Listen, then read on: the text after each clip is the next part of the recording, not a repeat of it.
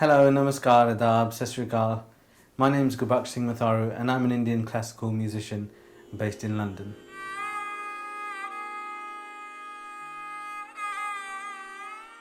I was five when I first started um, learning Indian classical music.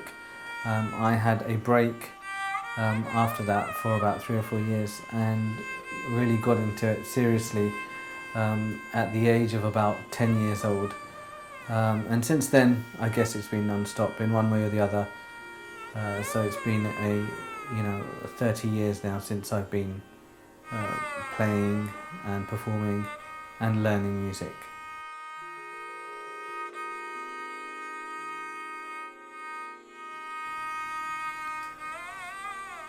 So my musical inspiration comes from many places, and I guess as I'm getting older and older, it comes from more and more places as my musical interests get wider. When I was younger and just learning music, my inspiration was definitely my Satguruji, Sri Satguru Jagjit Singh Ji, and all the musicians and ragis that were affiliated with them. We were fortunate enough to spend a lot of time with these famous musicians and these famous ragis, and also with Sri Satguruji. And listening to that music was what inspired me. I wanted to play like them and play the same compositions and perform in the same way as them.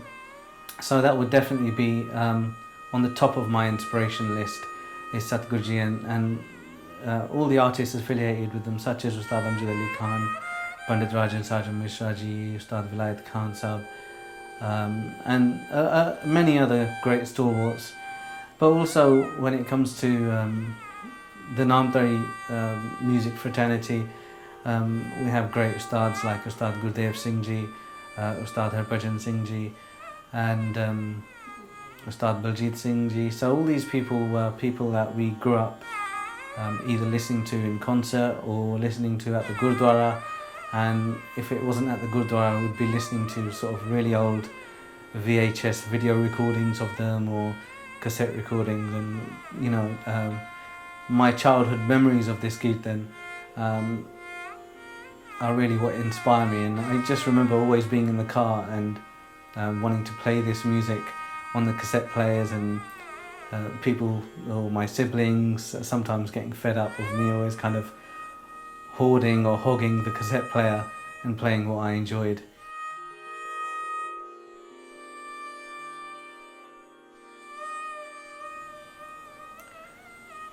That's quite a tricky question. I think the music I create takes inspiration from a whole kind of variety of different styles. When it comes to Tarshenai solo or Israj or Dilruba solo, often my inspiration can be taken from my Ustadji, Ustad Gurdev Singh Ji, who is one of the senior shagirds of Ustad Amjad Ali Khan Sahab. And so because he is a master of Sarod, a lot of the repertoire or the composition I've learnt over the last 20 odd years have derived from the Bengesh school of Sarod with the Dir style. So when it comes to solo, a lot of the composition I play has the kind of Sarod plucking style theme to it, which involves a lot of fast bowing and cutting, etc. But also when I play other stuff or I sing, then my inspiration, I guess, comes from also the Gurbani Sangeet and all the old compositions that we've managed to learn over the years.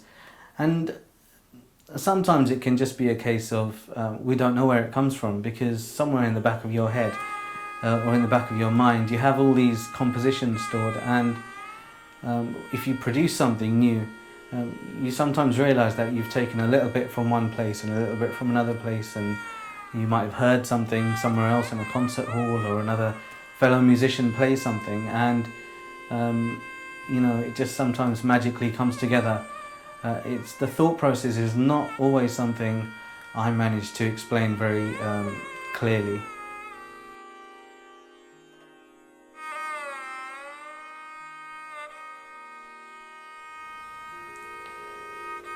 So I have the fortune of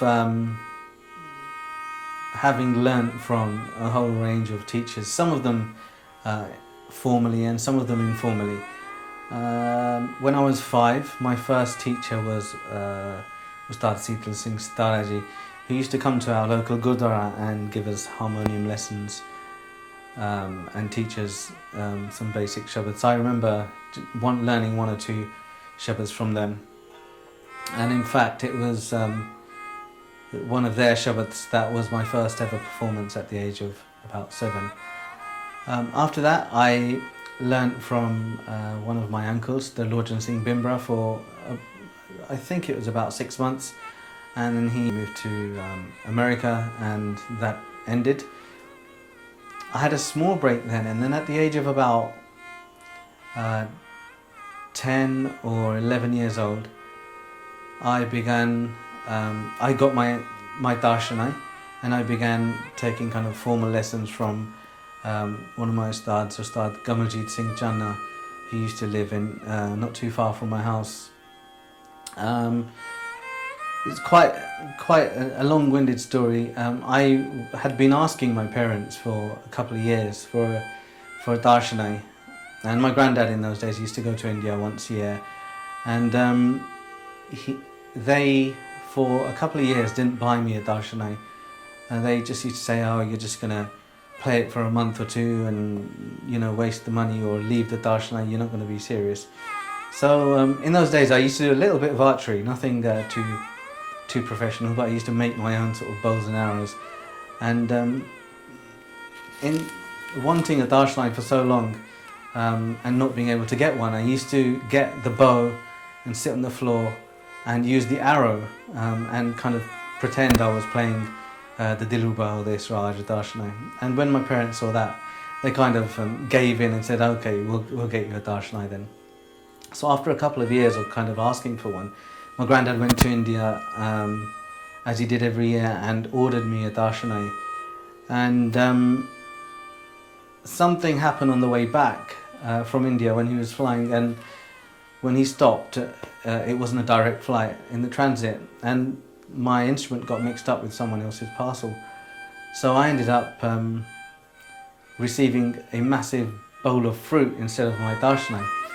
And so I remember when I was at the airport, and my granddad came out with this humongous kind of parcel full of fruit, the disappointment, and I just remember crying for hours and hours until we tracked down the Tarshenai and the airline or whoever delivered it to our house the next day.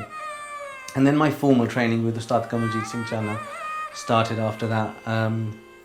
He taught me Tarshenai and lots of Gurbani Sangeet compositions and some Shastri classical compositions too. So I learnt kind of really consistently with them for about 5 years, until actually for about 3 or 4 years, until Sadhguruji came from India. And I remember my Ustadji and Gurbaksh Singh Channa was doing Kirtan, and Sadhguruji asked me to play, and I played, and then they asked me to play again, etc. So when they heard me playing, they then after the Divan took me to a side and said that they want to make me a shagird of Ustad Gurdev Singh Ji, who is the senior student of Ustad Ali Khan. So after that, when I was about 14 years old, I think, so in 1993 or 94, I had an official Gandhabandhan ceremony and became the student of Ustad Gurdev Singh Ji. I learned from them, and I'm still learning from them, for about 14 or 15 years regularly. After that, I've had a whole load of teachers simultaneously running parallel with them. So Ustad Harbhajan Singh Ji has taught me lots of composition and lots of old composition. We spent a lot of time with Ustad Mohan Singh Ji from Bani Sahib, who's now sadly passed away, but he was also a very, very, very kind-hearted and open teacher. I spent a lot of time with Ustad Baljit Singh Ji, and also still do in India, who again teaches me Gurbani composition, Sangeet, Indian classical composition, Shastri Sangeet, and also lots of Tarshenai and sort of repertoire from the Ustad Bismillah Khan Sahib style of playing.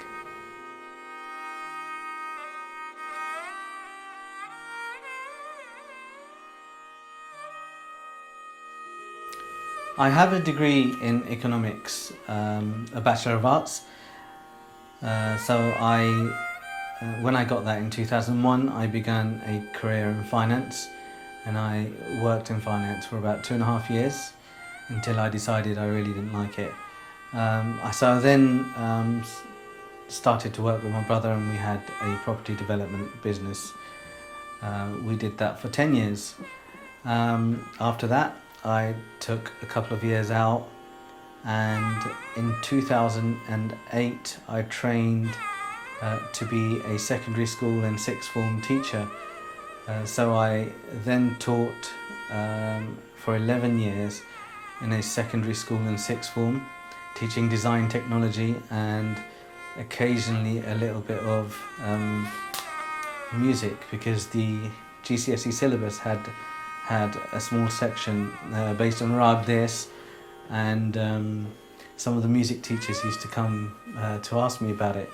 So I used to kind of give them a few tips and kind of try to explain exactly how the Rag panned out and how it was unpacked. In 2018, however, I decided to change career once more.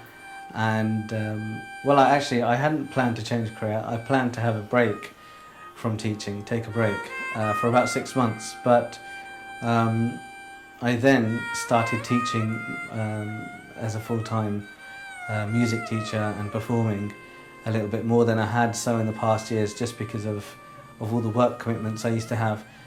So this kind of freed me up a little bit, and I started to perform a little bit more and teaching more.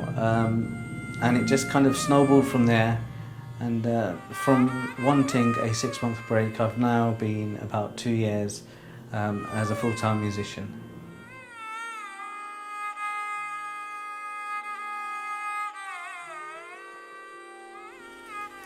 My first ever performance was when I was 7 years old, and I sang a small Shabad at my local Gurdwara.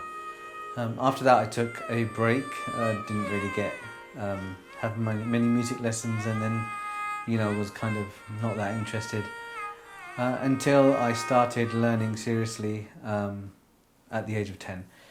And I think my first performance was when I was either 11 or 12 years old, so in about 1992 or 93, and it was at the Indian High Commission in London, and it was an Israj solo. I played Rag Jinjoti. I remember that quite vividly, because I was so nervous, and it was my first ever solo. And I've been performing ever since, I guess.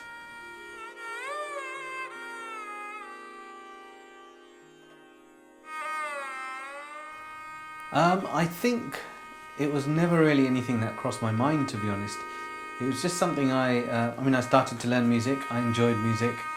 And for many years, it was just that, something I really enjoyed doing, and kind of ended up performing. And so it was, of course it was a serious hobby, but it was never really, I guess it wasn't kind of the done thing. And there was also a kind of, almost like an invisible kind of bubble around me, which kind of made me believe that I wouldn't be able to sustain sort of my family, or wouldn't be financially good enough viable as a career. So that was probably the reason. And also, I think if I ever spoke to anyone about sort of doing music full time, the more common reaction from people was, "Oh, you know, that won't be enough. There isn't enough going on for you to make a living from it, etc." So maybe that was embedded in my kind of psyche at a young age. And there was also a part of me that sort of thought I didn't want to have to rely on music as an income, because I guess sometimes that when it becomes work as such, maybe it's not as fun anymore, or takes away some of the sort of it's not so relaxing anymore because it's now work, and sometimes you have to do work you don't like, etc. So initially I you know, did the almost the usual kind of thing, went to university, got my degree, and worked in other fields for a while.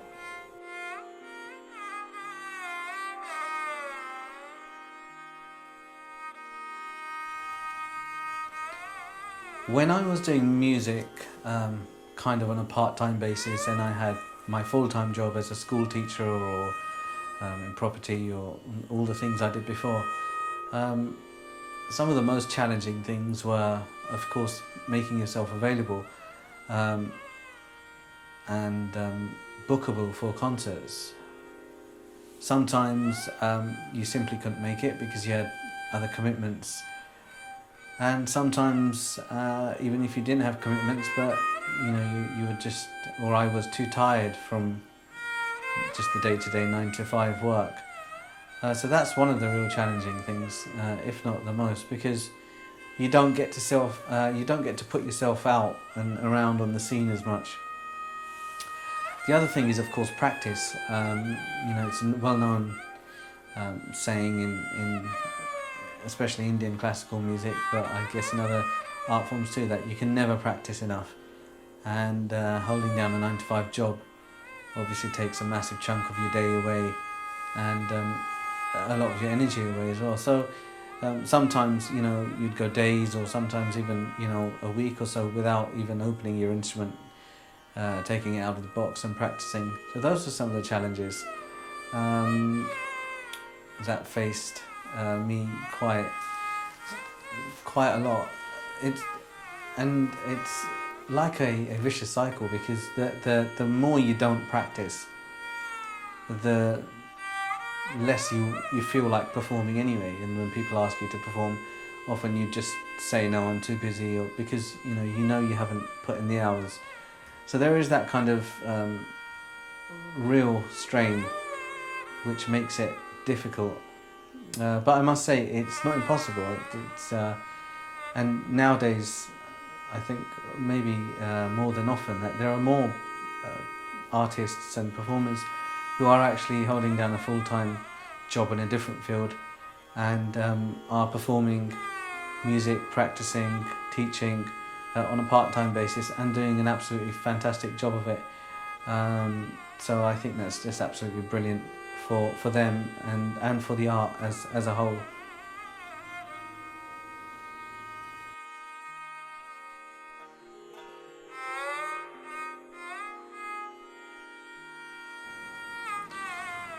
So since I became a full-time musician 2 years ago, things have changed massively for me, just mostly based on availability. Like, I have the time to teach a lot more music to my students. I have a lot more time to practice. I have a lot more time to make myself available for concerts. So those are two or three of the biggest things that I've realised over the last 2 years. There is also this kind of unspoken thing that I feel I should mention, which is a kind of invisible pressure where people feel that artists aren't really viable or good enough artists because they're not full-time. And I really think that isn't the case. Sometimes the way things pan out, people have no option but to hold down a 9 to 5 job and then follow their passion of music on the side. And there are so many good artists doing that. So I would sort of like to say to anyone who's thinking about doing music, even if it is part-time, go for it. You'll do wonderfully well as long as you have the love for it and the passion and the respect for the music. I think anyone, or people can do well, and you will be respected for that.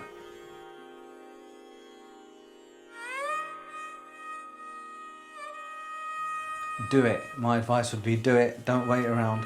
Get practicing as much as you can and just do it. Put yourself out there.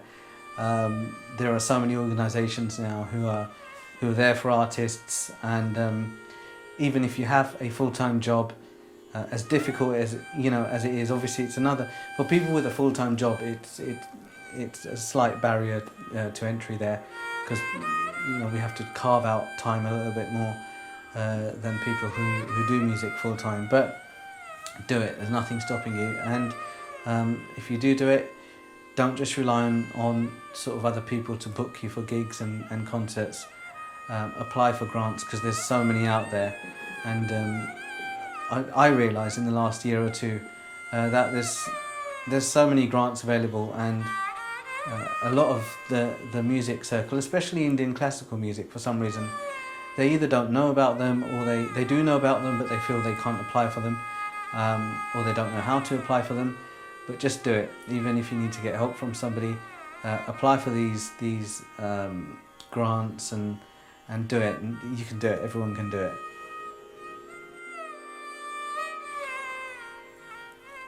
Finally, I'd like to thank Jaimini Sahayji, Pandit Sanju Sahai, and the Kashi Arts team for asking me to share my story and experiences with you all.